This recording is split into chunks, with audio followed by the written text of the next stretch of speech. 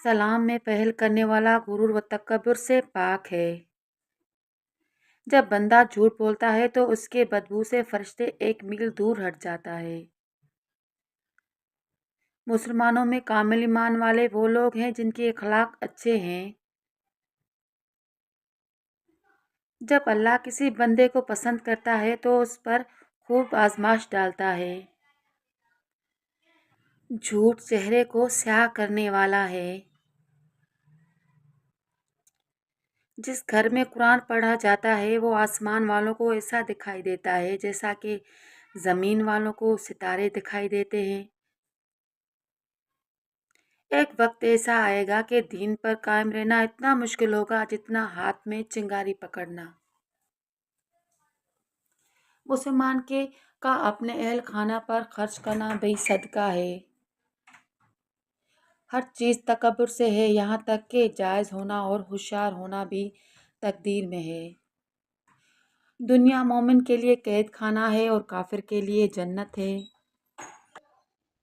باپ سے منہ نہ پھیرو، جس نے اپنے باپ سے منہ پھیرا اس نے کفر کیا۔ صبح کا آغاز صدقے سے کیا کرو کیونکہ مصیبت صدقے سے آگے قدم نہیں بڑھاتی۔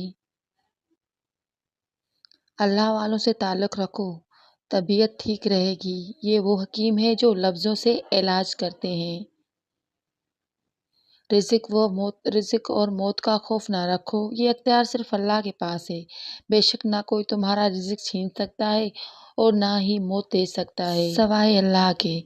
میں تمہیں اس آدمی کی پہچان بتاتا ہوں جس پر جہنم کی آگ حرام ہے اور وہ آگ پر حرام۔ یہ وہ واحد آدمی ہے جو نرم و مزاج، نرم و طبیعت اور نرمی سے بات کرنے والا ہے۔ جو عورت اس حال میں انتقال کرے کہ اس کا شوہر اس سے راضی اور خوش ہے تو وہ عورت جنتی ہے۔ جب دو مسلمان آپس میں ملتے ہیں اور معاوضہ کرتے ہیں تو ان دونوں کے جدا ہونے سے پہلے ہی ان کو بخش دیا جاتا ہے۔ مسلمان بندے سے قیامت کے دن سب سے پہلے جس چیز کا حساب لیا جائے گا وہ فرض نماز ہوگی۔